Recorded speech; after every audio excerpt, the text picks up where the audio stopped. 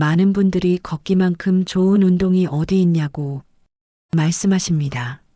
맞습니다. 하지만 65세를 넘어서면 상황이 완전히 달라집니다. 우리 몸의 관절은 마치 자동차 부품처럼 시간이 지나면서 자연스럽게 마모되기 때문입니다. 무릎과 발목의 연골은 60대 중반부터 급격히 얇아집니다. 20대에 비해 연골 두께가 30-40% 감소하고 관절 사이에 윤활액도 20% 이상 줄어듭니다.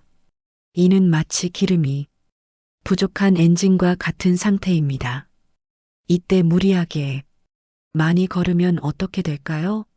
김철수 씨 68세는 매일 아침 6시에 일어나 동네 뒷산을 1시간 30분씩 걸었습니다.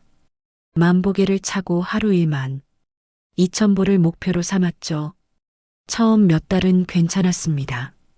오히려 기분도 좋아지고 체중도 줄었습니다. 하지만 6개월 후부터 무릎에 이상 신호가 왔습니다. 처음엔 운동 후 당연한 피로라고 생각했지만 점점 계단 오르내리기가 힘들어졌습니다. 특히 아침에 일어날 때 무릎이 뻣뻣하고 아팠습니다. 병원에서 받은 진단은 충격적이었습니다. 퇴행성 관절염 2기, 연골 손상이 상당히 진행되었다는 것이었습니다. 의사는 설명했습니다. 65세 이후에는 연골 재생 능력이 현저히 떨어지고 무리한 걷기는 오히려 관절 마모를 가속화시킨다고 했습니다. 다음 증상이 하나라도 있다면 걷기 방식을 즉시 바꿔야 합니다. 아침에 일어날 때 무릎이 뻣뻣하고 5분 이상 아픈 경우입니다. 계단을 내려갈 때 무릎 앞쪽이 아픈 경우도 마찬가지입니다. 걸을 때 무릎에서 뚝뚝 소리가 나는 경우와 오랫동안 앉았다가 일어날 때 무릎이 시큰한 경우도 위험 신호입니다. 발목이 자주 붓는 경우, 발 뒤꿈치나 발바닥이 걸을 때마다 아픈 경우도 주의해야 합니다. 발목을 돌릴 때 걸리는 느낌이 있는 경우와 평평한 길에서도 자주 발을 헛디는 경우는 관절이 한계를 알리는 신호입니다. 이런 증상들은 단순한 피로가 아닙니다. 관절을 살리는 걷기의 첫 번째 룰은 짧게 자주 걷는 것입니다. 하루 1만 보를 한 번에 걷지 마세요. 아침 20분, 점심 후 15분, 저녁 20분으로 나누어 걷는 것이 훨씬 좋습니다. 관절에 지속적인 부담을 주지 않으면서도 충분한 운동 효과를 얻을 수 있습니다. 두 번째 룰은 부드럽게 천천히 걷는 것입니다. 빠르게 걷는 것보다 정확한 자세로 천천히 걷는 것이 중요합니다. 분당 보폭은 80-100보 정도가 적당하며 이는 일반 성인의 70% 수준으로 대화하면서 걸을 수 있는 속도입니다. 세 번째 룰은 평지 위주로 걷는 것입니다. 오르막길이나 계단은 무릎에 체중의 3-4배 압력을 가합니다. 65세 이후에는 가급적 평지나 완만한 내리막길 위주로 걸으세요. 트레드밀을 사용한다면 경사도 0-2% 이내로 설정하는 것이 안전합니다. 많은 분들이 놓치는 부분이 바로 걷기 자세입니다. 잘못된 자세로 걸으면 아무리 조심해도 관절 손상을 막을 수 없습니다. 머리와 목은 턱을 살짝 당기고 시선은 10-15m 앞을 봅니다. 스마트폰을 보며 걷는 것은 절대 금물입니다. 어깨는 자연스럽게 내리고 팔은 몸 옆에서 자연스럽게 흔듭니다. 팔꿈치를 90도로 굽혀 크게 흔드는 것은 오히려 균형을 해칠 수 있습니다. 배에 살짝 힘을 주고 허리는 곧게 펴니다. 배가 앞으로 나오면 허리에 부담이 가고 이는 무릎까지 영향을 줍니다. 뒤꿈치부터 땅에 닿고 발가락으로 밀어내듯 걷습니다. 보폭은 자신의 키에서 100cm를 뺀 정도가 적당합니다. 키 160cm 나면 보폭 60cm가 좋습니다. 65세 이후에는 신발이 관절 건강을 좌우합니다. 밑창이 너무 딱딱하거나 너무 말랑한 신발은 피하세요. 적당한 쿠션감과 지지력을 가진 워킹화가 최고입니다. 6개월마다 신발 상태를 점검하고 밑창이 한쪽으로 많이 닳았다면 교체하세요. 무릎이 약하다면 등산용 스틱이나 워킹폴을 사용하세요. 체중의 20-30%를 팔로 분산시켜 무릎 부담을 크게 줄일 수 있습니다. 처음에는 나이 들어 보인다며 거부하시는 분들이 많지만 사용해보면 훨씬 편하고 안전합니다. 관절염이 있으시다면 가벼운 무릎 보호대를 착용하세요. 너무 꽉 조이지 않으면서 적당한 지지력을 제공하는 제품이 좋습니다. 다리 부종이 있다면 압박 스타킹도 도움이 됩니다. 더운 날씨에는 관절 주변 근육이 쉽게 피로해집니다. 오전 6-8시나 저녁 6-8시에 걷는 것이 좋습니다. 탈수는 관절액 농도를 진하게 만들어 윤활 작용을 방해하므로 걷기 전후에 충분한 수분 섭취가 필수입니다. 추위는 관절을 경직시킵니다. 외출 전 5-10분간 실내에서 가벼운 스트레칭으로 몸을 풀어주세요. 특히 무릎과 발목을 부드럽게 돌려주는 것이 중요합니다. 방한용품도 무릎과 발목을 충분히 감쌀 수 있는 것으로 선택하세요. 실외 걷기가 어려운 날에는 실내에서 제자리 걷기를 하세요. TV를 보면서 30분간 제자리에서 걷는 것만으로도 충분한 운동 효과를 얻을 수 있습니다. 계단 오르내리기는 무릎에 부담이 크므로 피하세요. 정상 관절이라면 하루 6,000-8,000보, 30-40분 정도가 적당합니다. 주 5-6일 꾸준히 하되 근육이 회복할 수 있도록 일주일에 1-2일은 휴식하세요. 경미한 관절염이 있다면 하루 4,000-6,000보, 20-30분으로 줄이세요. 아스팔트보다는 흙길이나 운동장 트랙을 이용하고 걷기 후에는 15분간 다리를 높이 올리고 휴식하세요. 중등도 관절염이 있다면 하루 2,000-4,000보, 15-20분씩 2-3회로 나누어 걷습니다. 수영장이나 물속 걷기를 병행하면 더욱 좋습니다. 통증이 있는 날에는 과감히 휴식하세요. 걷기 전 준비 운동은 5분이면 충분합니다. 의자에 앉아서 발목을 시계 방향, 반시계 방향으로 각각 10회씩 돌립니다. 무릎을 가슴 쪽으로 당겨 10초간 유지하기를 양쪽 다리 각각 5회씩 합니다. 서서 무릎을 살짝 굽혔다 펴기를 10회 반복합니다. 걷기 후 마무리는 10분 정도 하세요. 다리를 심장보다 높이 올리고 10분간 휴식합니다. 발목과 종아리를 부드럽게 마사지합니다. 무릎 주변을 원을 그리며 가볍게 문질러 줍니다. 걷는 중에 무릎이나 발목에 날카로운 통증이 온다면 즉시 멈추세요. 참고 걸으면 낫겠지라는 생각은 위험합니다.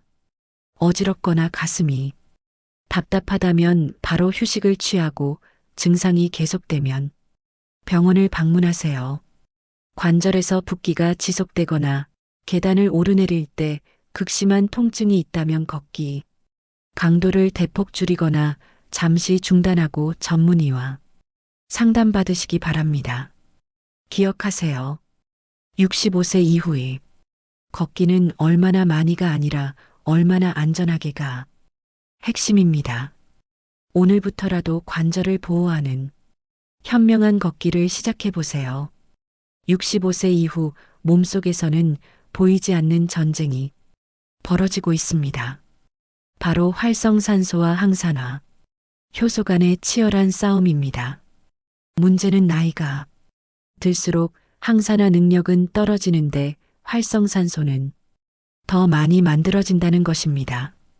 이때 과도한 걷기는 이 균형을 완전히 무너뜨려 오히려 노화를 앞당기는 독이 될 수 있습니다.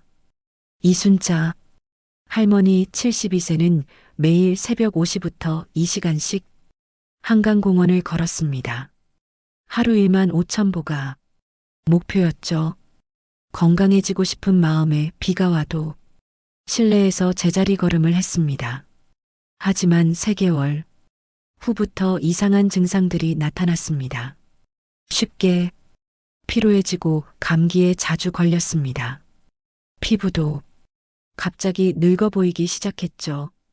혈액 검사 결과는 충격적이었습니다. 염증 수치가 정상보다 3배나 높았고 면역력 지표도 급격히 떨어져 있었습니다. 의사는 설명했습니다. 과도한 운동으로 인한 산화 스트레스가 원인이라고 했습니다. 활성산소란 우리 몸의 세포를 공격하는 유해한 물질입니다. 평소에도 호흡과 신진대사 과정에서 자연스럽게 만들어지지만 과도한 운동을 하면 폭발적으로 증가합니다. 특히 65세 이후에는 활성산소를 중화시키는 항산화 효소의 활동이 30% 이상 떨어집니다. 이는 마치 쓰레기는 더 많이 만들어지는데 청소부는 줄어드는 상황과 같습니다. 과도한 걷기가 만드는 활성산소는 세포막을 공격해 염증을 일으킵니다. DNA를 손상시켜 노화를 가속화하죠. 면역세포를 약화시켜 감염에 취약하게 만들기도 합니다. 혈관벽을 손상시켜 동맥 경화를 촉진하기도 합니다. 피부 콜라겐을 파괴해 주름과 탄력 저하를 일으키기도 합니다. 그렇다면 얼마나 걸어야 활성산소 증가 없이 건강 효과를 얻을 수 있을까요? 연구에 따르면 65세 이후에는 숨이 가쁘지 않은 강도로 20-30분, 주 3-4회가 최적이라고 합니다. 이는 기존 권장량의 절반 수준입니다. 걷기 강도를 측정하는 간단한 방법이 있습니다. 걸으면서 대화할 수 있다면, 적절한 강도이고 숨이 차서 말하기 어렵다면 너무 빠른 것입니다. 심박수로 따지면 최대 심박수의 50-60% 수준이 안전합니다.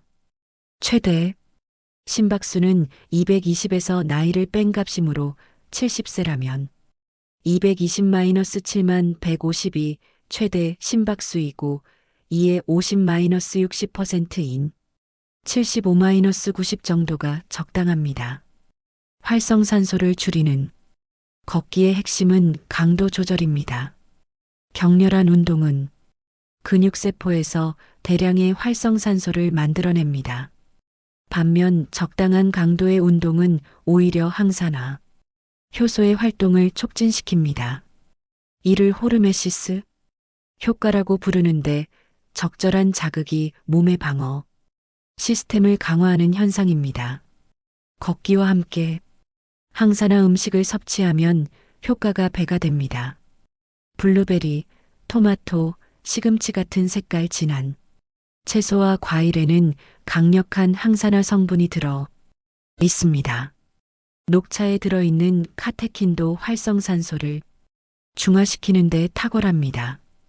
견과류의 비타민 E와 생선의 오메가-3 지방산도 염증을 줄여줍니다.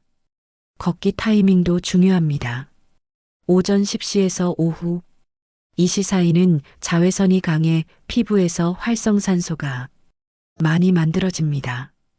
가능하면 이 시간대는 피하고 이른 아침이나 저녁에 걷는 것이 좋습니다. 실내 걷기를 할 때도 환기가 잘 되는 곳에서 하세요. 공기가 탁한 곳에서 운동하면 호흡을 통해 활성산소가 더 많이 유입됩니다.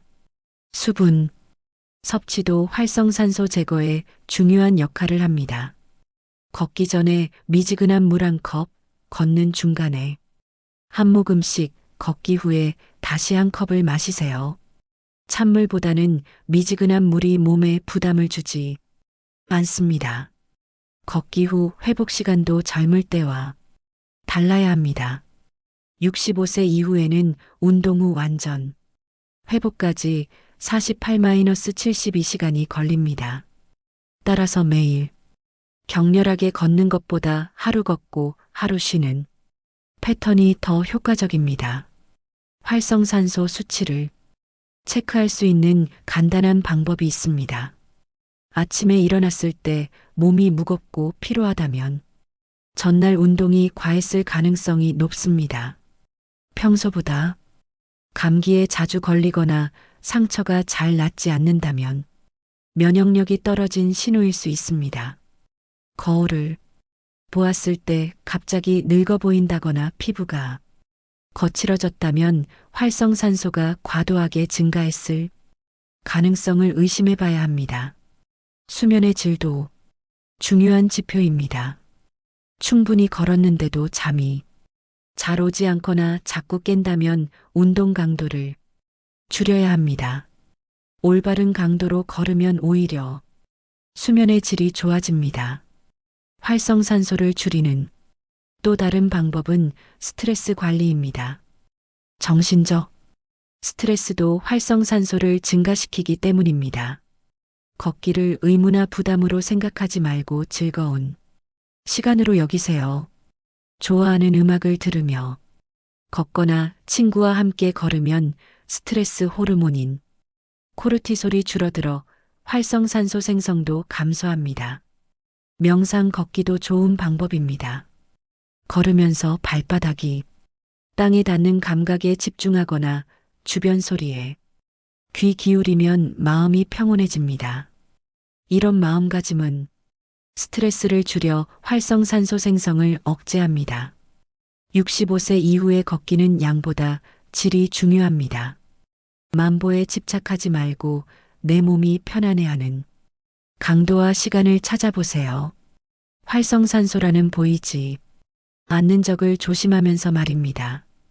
걷기 후 몸이 반응을 세심하게 관찰하고 무리하지 않는 선에서 꾸준히 하는 것이 진짜 건강한 걷기입니다. 65세를 넘어서면 우리 몸의 심혈관 시스템이 예전과 완전히 달라집니다. 심장 박동수가 느려지고 혈관 탄력성이 떨어지며 혈압 조절 능력도 약해집니다. 이때 무리한 걷기는 심장에 과부하를 주어 위험한 상황을 초래할 수 있습니다. 더 큰 문제는 갈증을 느끼는 능력마저 둔해져서 탈수 위험이 높아진다는 것입니다. 박영수 씨, 69세는 고혈압 약을 복용하며 매일 아침 1시간씩 빠른 걸음으로 운동을 했습니다. 의사가 운동하라고 해서 열심히 했죠. 하지만 어느 날 걷던 중 갑자기 가슴이 답답해지고 어지러웠습니다. 식은땀이 나고 숨이 차서 벤치에 앉아 쉬어야 했습니다. 병원에 갔더니 부정맥이 발견되었고 혈압도 평소보다 훨씬 높았습니다.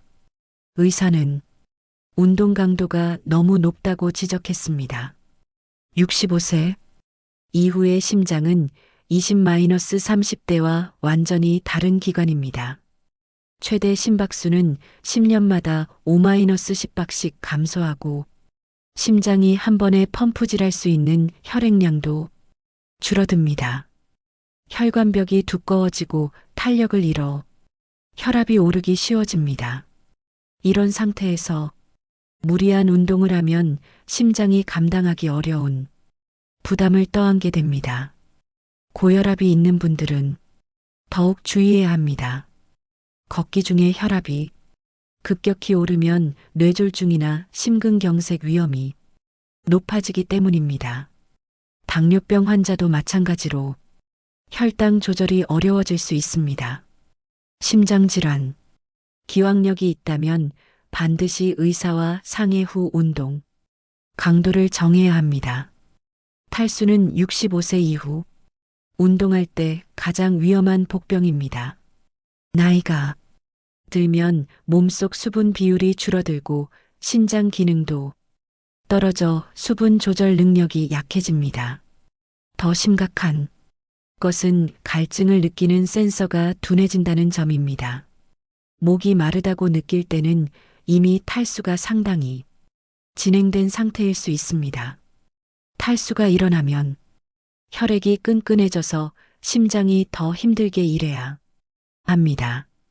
혈압도 불안정해지고 현기증이나 실신 위험도 높아집니다. 특히 여름철에는 땀으로 수분과 전해질이 빠져나가면서 더욱 위험해집니다.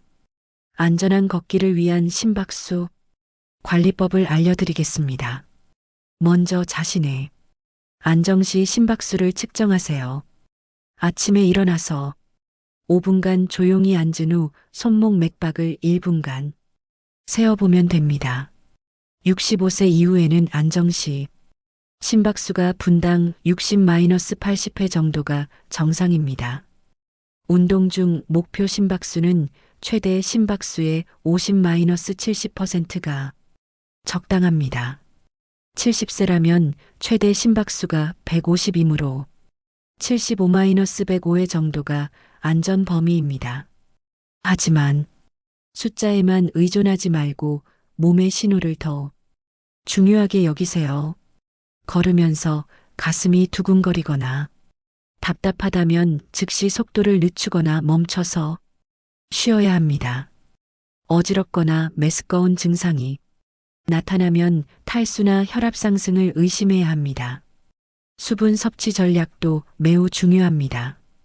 걷기 30분 전에 미지근한 물 200ml를 마시세요. 너무 찬 물은 위장에 부담을 주고 너무 뜨거운 물은 체온을 올려서 좋지 않습니다. 걷는 중간에도 15-20분마다 한두 모금씩 마시는 것이 좋습니다. 목이 마르다고 느끼기 전에 미리 수분을 보충해야 탈수를 예방할 수 있습니다. 걷기 후에는 이른 수분을 보충하기 위해 300-500ml 정도 더 마시세요. 전해질 음료도 도움이 되지만 당분이 많은 것은 피하고 전나트륨 제품을 선택하는 것이 좋습니다. 날씨와 시간대 선택도 심혈관 건강에 큰 영향을 줍니다. 기온이 높은 여름에는 오전 6-8시나 저녁 6-8시에 걷는 것이 안전합니다. 한낮에 뜨거운 햇볕 아래서 걸으면 체온이 올라가서 심장에 부담을 줍니다. 습도가 높은 날에는 땀이 잘 마르지 않아 체온 조절이 어려우므로 운동 강도를 평소의 70% 수준으로 줄여야 합니다. 겨울철에도 주의가 필요합니다. 추위는 혈관을 수축시켜 혈압을 올리고 심장 부담을 증가시킵니다. 집에서 나가기 전에 실내에서 5-10분간 가벼운 준비 운동으로 몸을 데워주세요. 목과 손목, 발목 같은 부위는 따뜻하게 보온하는 것이 중요합니다.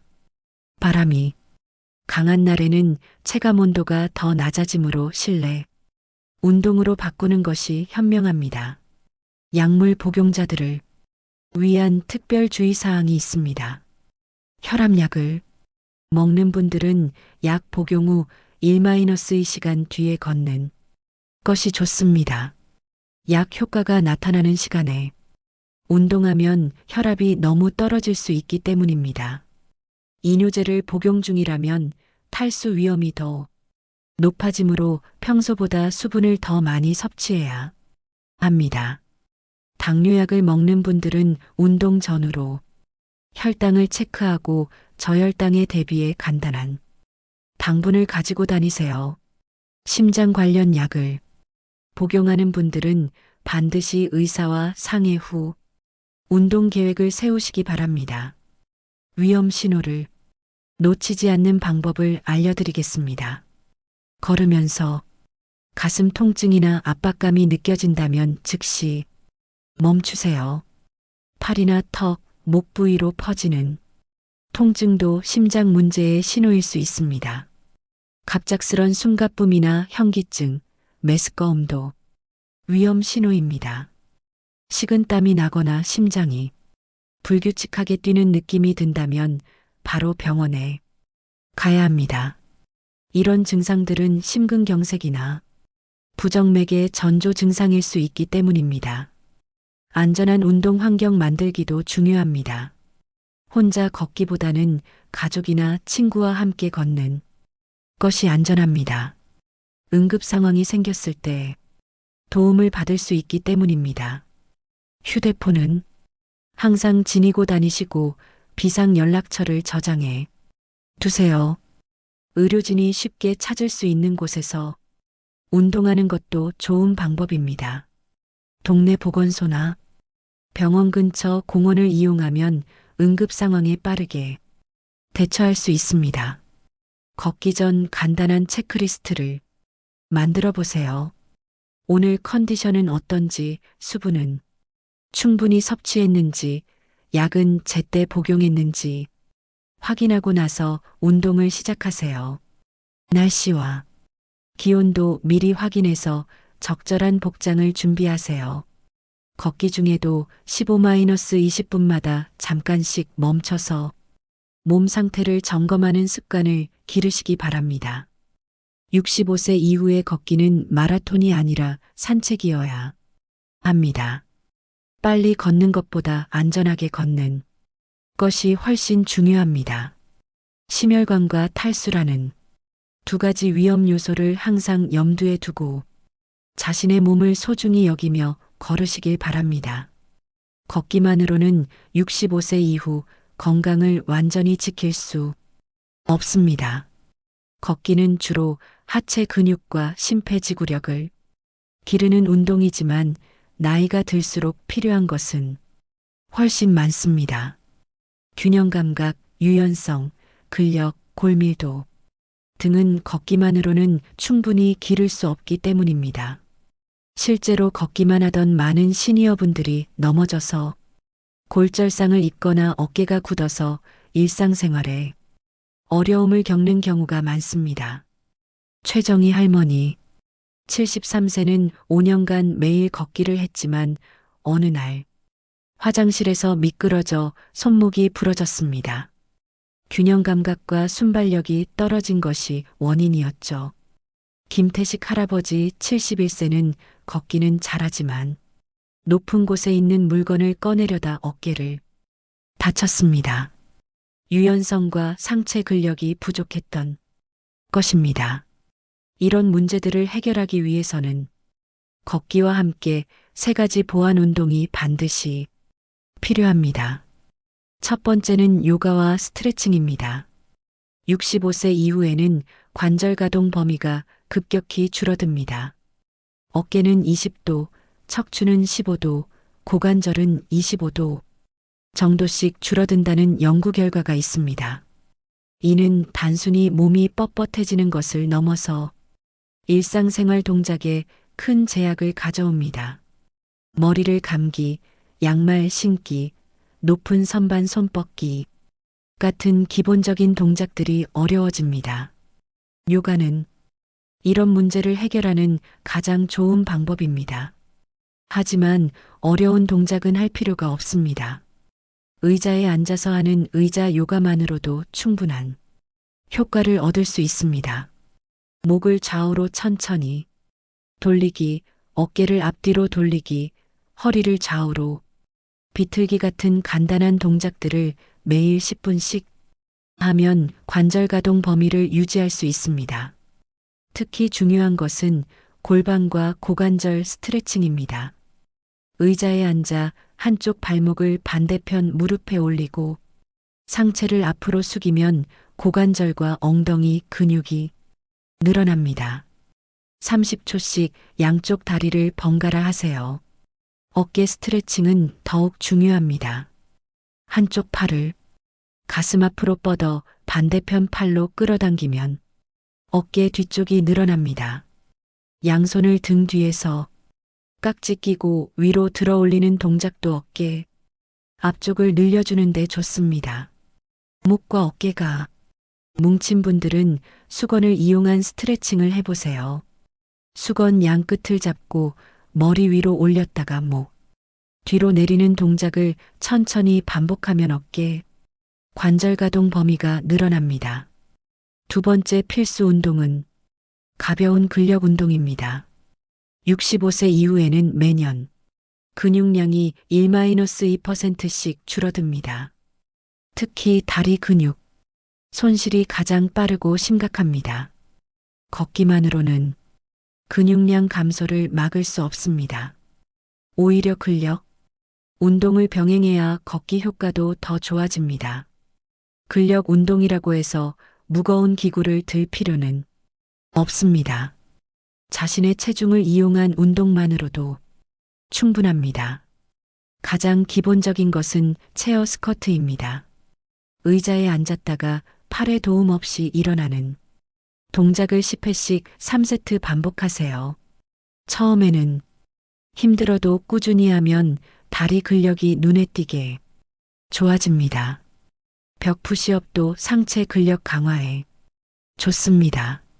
벽에서 팔 길이만큼 떨어져 서서 벽에 손바닥을 대고 푸시업 동작을 하면 됩니다. 무릎이 약한 분들도 안전하게 할 수 있습니다.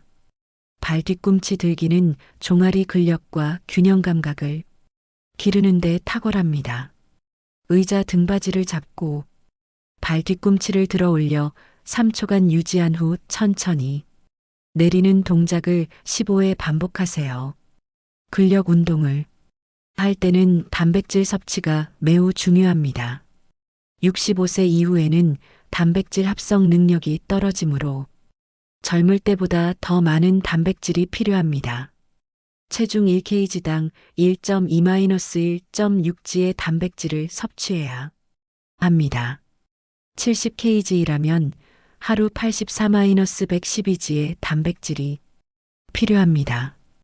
달걀 2개, 두부 반모 생선, 한 토막, 닭가슴살 100지 정도를 골고루 먹으면 필요량을 채울 수 있습니다. 운동 후 30분 이내에 단백질을 섭취하면 근육 합성 효과가 더 좋아집니다.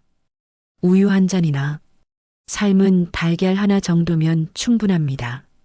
세 번째, 최고의 대안은 수영과 아쿠아로빅입니다. 물속 운동은 65세 이후에게 가장 이상적인 운동이라고 할 수 있습니다. 부력 때문에 관절에 부담이 적으면서도 전신 근육을 고르게 사용할 수 있기 때문입니다.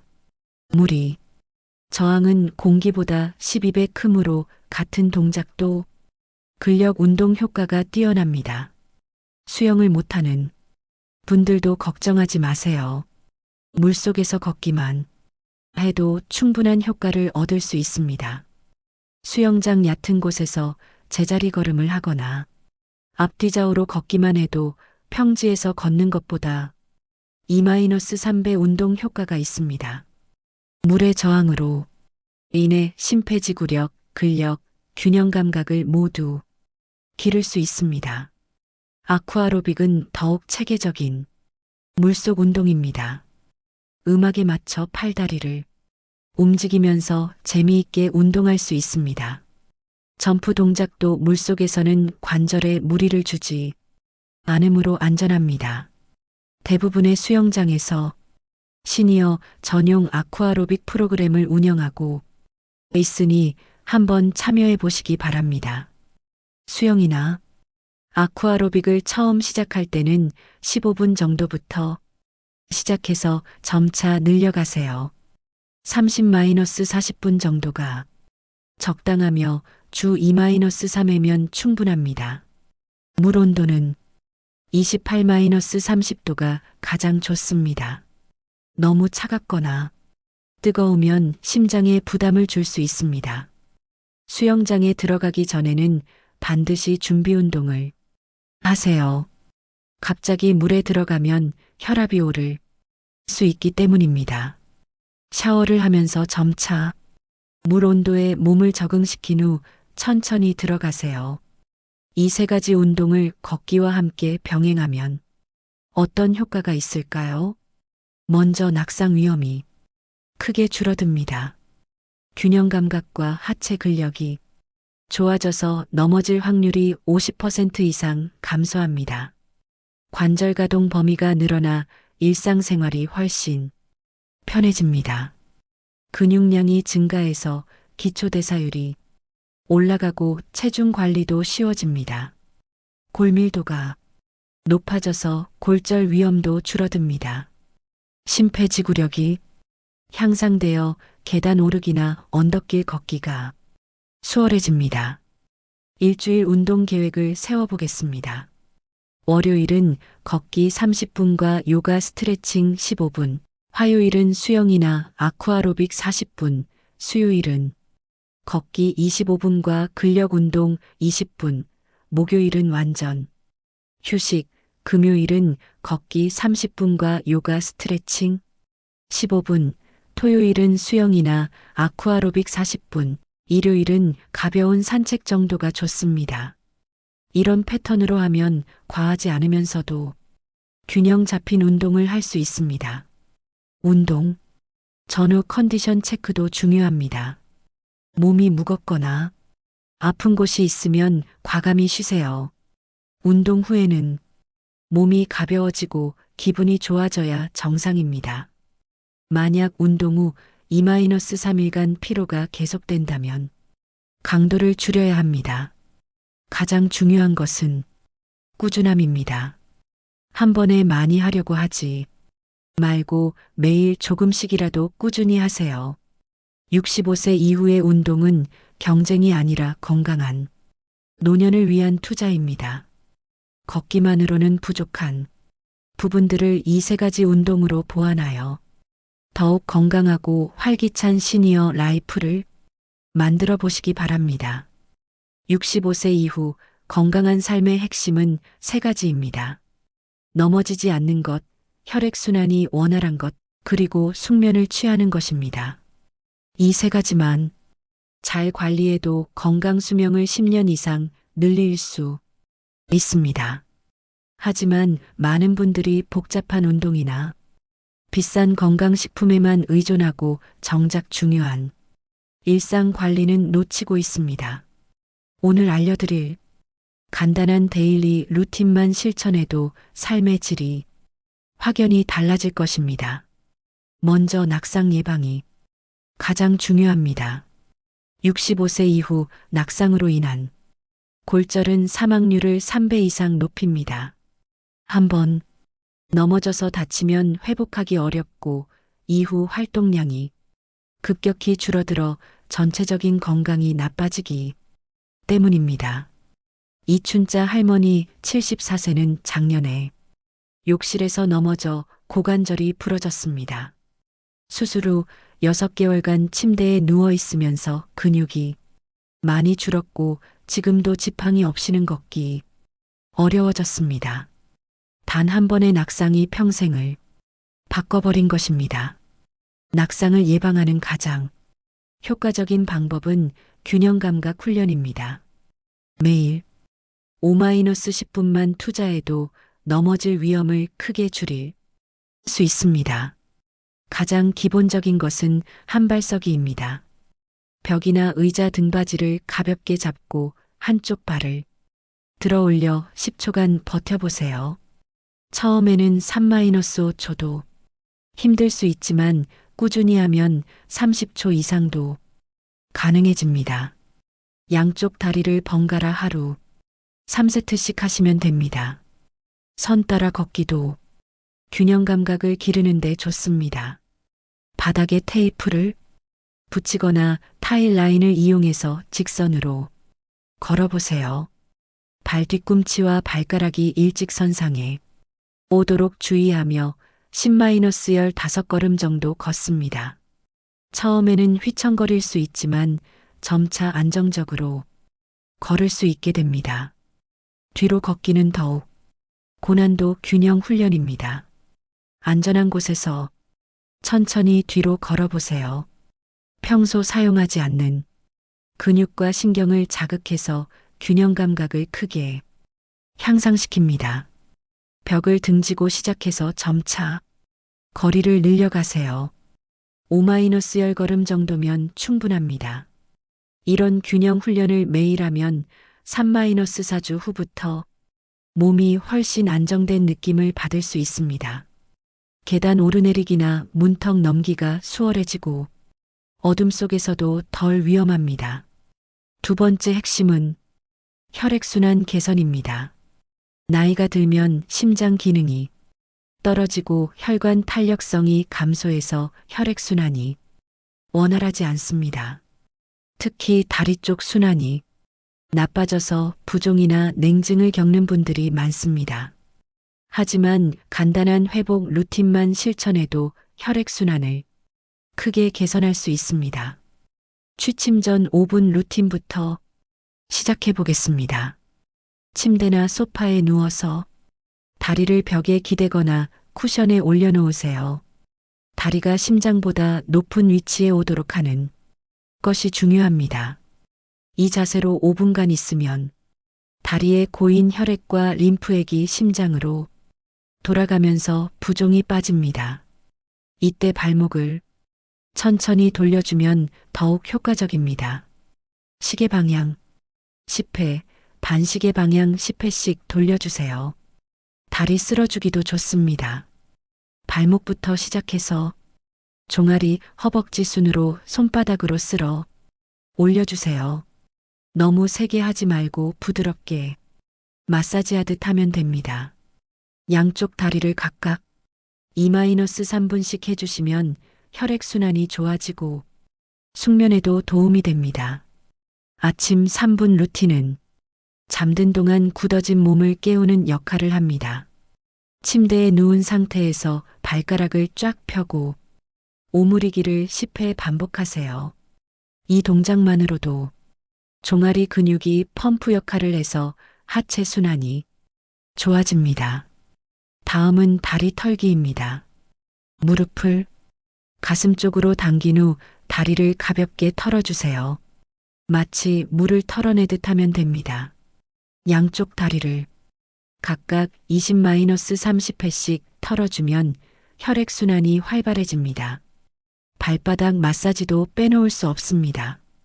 발바닥에는 수많은 혈점이 있어서 자극을 주면 전신순환이 좋아집니다. 엄지손가락으로 발바닥 중앙부터 시작해서 발가락 쪽으로 눌러주세요. 골프공이나 테니스공을 발바닥에 굴리는 것도 좋은 방법입니다. 2-3분 정도만 해도 다리가 한결 가벼워지는 느낌을 받을 수 있습니다. 점심 후 15분 루틴은 오후 피로를 예방하는 데 중요합니다. 식후에는 소화를 위해 혈액이 위장으로 몰리면서 다른 부위 순환이 떨어집니다. 이때 가벼운 활동을 해주면 전신 순환을 돕고 소화도 좋아집니다. 집안을 천천히 걸어보세요. 빠른 속도가 아니라 평소보다 천천히 걷는 것이 포인트입니다. 거실을 한 바퀴 돌거나 복도를 왔다 갔다 하는 정도면 충분합니다. 10분 정도 걸었으면 의자에 앉아서 발목 돌리기를 해보세요. 앉은 상태에서도 충분히 효과적입니다. 양쪽 발목을 각각 10회씩 돌려주시면 됩니다. 마지막으로 앉은 상태에서 다리 쓸기를 해보세요. 무릎 위에 손을 올리고 발목 방향으로 쓸어내려 주세요. 이 동작은 림프 순환을 도와서 부종 예방에 좋습니다. 세 번째 핵심은 수면의 질 향상입니다. 65세 이후에는 깊은 잠을 자는 시간이 줄어들고 자주 깨는 경우가 많습니다. 하지만 낮에 적절한 활동을 하고 저녁에 몸을 이완시켜주면 수면의 질을 크게 개선할 수 있습니다. 낮 시간 햇볕 쬐기가 가장 중요합니다.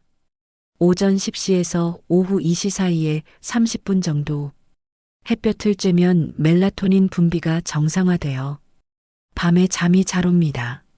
직사광선을 받을 필요는 없고 그늘에 있어도 충분합니다. 베란다에서 책을 읽거나 창가에 앉아 있는 것만으로도 효과가 있습니다. 오후 3시 이후에는 카페인 섭취를 피하세요. 커피, 녹차, 초콜릿 등에 들어있는 카페인은 6-8시간 동안 체내에 머물면서 수면을 방해합니다. 대신 따뜻한 보리차나 캐모마일 차를 드시면 좋습니다. 저녁 식사는 잠자리에 들기 3시간 전에 마치세요. 너무 늦게 먹으면 소화 때문에 잠이 오지 않습니다. 또한 저녁에는 가벼운 음식 위주로 드시는 것이 좋습니다. 기름진 음식이나 매운 음식은 피하세요. 잠자리에 들기 1시간 전부터는 전자기기 사용을 줄이세요. 스마트폰, TV, 컴퓨터에서 나오는 블루라이트는 멜라토닌 분비를 억제해서 잠이 오지 않게 합니다. 대신 독서나 가벼운 스트레칭을 하며 몸과 마음을 이완시키세요. 식습관 체크도 건강한 노후를 위해 매우 중요합니다. 기름진 고기보다는 생선을 더 많이 드세요. 생선에 들어있는 오메가-3 지방산은 혈관 건강에 좋고 염증을 줄여줍니다. 일주일에 3-4회 정도 생선 요리를 드시면 됩니다. 단 음료와 달콤한 빵은 혈당을 급격히 올려서 혈관에 부담을 줍니다. 대신 물이나 무가당 차를 마시고 간식으로는 과일이나 견과류를 드세요. 라면 같은 인스턴트 음식도 나트륨이 많아서 혈압에 좋지 않습니다. 가능하면 집에서 직접 요리한 음식을 드시는 것이 좋습니다.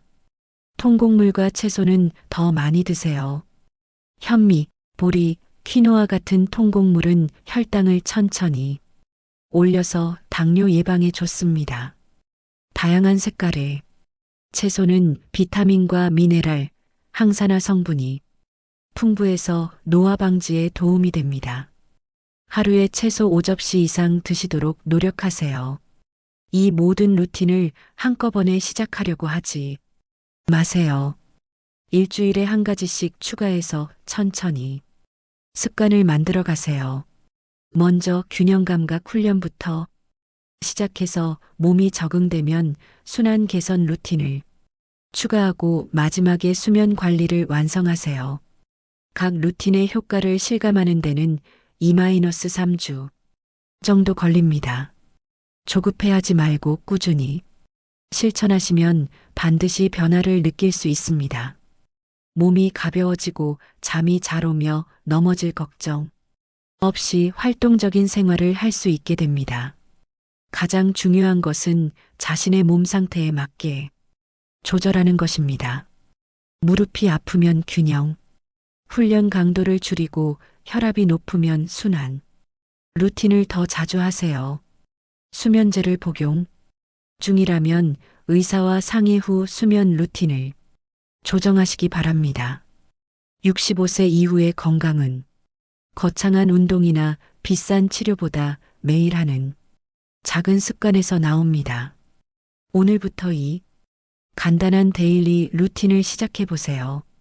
낙상 걱정 없는 안전한 일상, 순환이 좋아, 부종 없는 가벼운 몸, 깊고 편안한 숙면을 경험하실 수 있을 것입니다. 건강한 시니어 라이프는 지금 이 순간부터 시작됩니다.